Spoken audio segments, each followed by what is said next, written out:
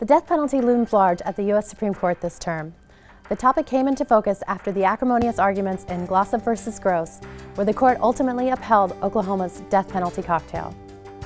With 6 capital cases on the High Court's docket this term, Georgetown law professor David Cole tells us how Glossop factors into this term's cases and where the court might be headed on this issue. So just briefly, can you tell us a little bit about why Glossop versus Gross has sparked so much debate about the death penalty? Well, the case was about the proper method of killing a human being. So it brought into kind of sharp focus the ambivalence on the court about the death penalty, which I think reflects the ambivalence in the public at large about the death penalty.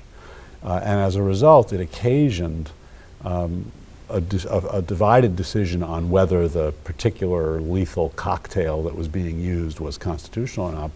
But more importantly, I think, a separate opinion by Justice Breyer, joined by Justice Ginsburg, inviting a challenge to the constitutionality of the death penalty as it is currently being employed in the United States. And that then triggered responses from both Justice Thomas and Justice Scalia. So it addressed the broader question of whether this scheme is constitutional in the modern era.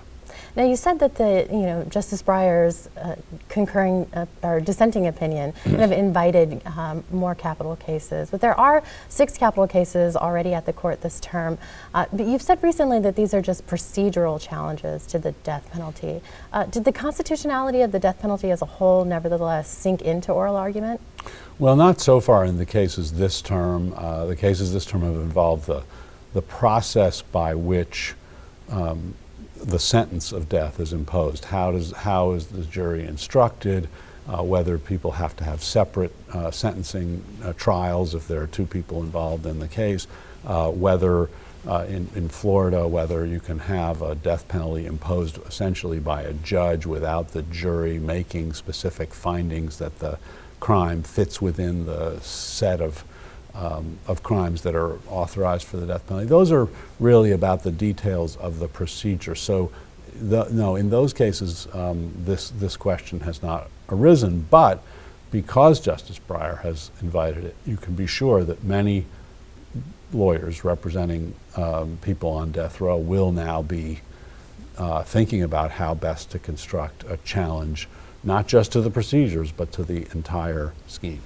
And are those cases already in the pipeline that are really challenging the constitutionality of the sentence as a whole? Well, there's always capital cases in the pipeline because it's a very long pipeline given all the levels of review that one must go through.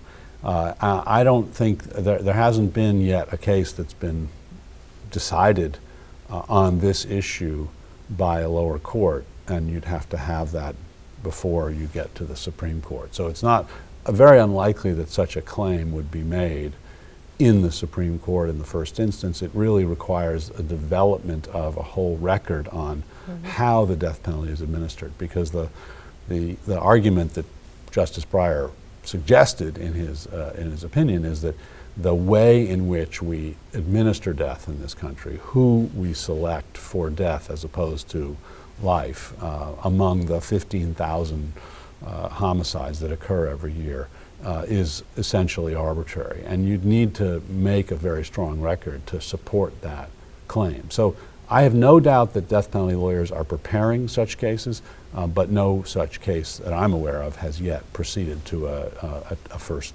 level decision. And then when that case ultimately gets there, are Justice Breyer and Ginsburg kind of shoo-ins for finding against the death penalty? Any other justices that might be the same way? Well, I think the question really is, are there 5? Because unless there's 5, it doesn't really change the game. And and that really means, could you foresee Justice Kennedy and the 4 liberal justices all joining such a decision? I think it's hard to say. I think it would depend upon the strength of the evidentiary showing that it really has become arbitrary as to who gets death and who doesn't, and that we have not succeeded in coming up with a rational way to really winnow down the 15,000 homicides there are every year to the about 60 or 70 executions that we hold every year. And that, the problem that Justice Breyer raised, which I think is a real one, is that it's, the likelihood that you as a defendant will get the death penalty versus a life sentence turns less on the culpability of your conduct than on your race, on where you committed the crime, on the quality of lawyer that you happen to be assigned, and that's arbitrary. Well, thank you so much for taking a look at where the court has been on the death penalty and where it's headed. Thank you. Thank you.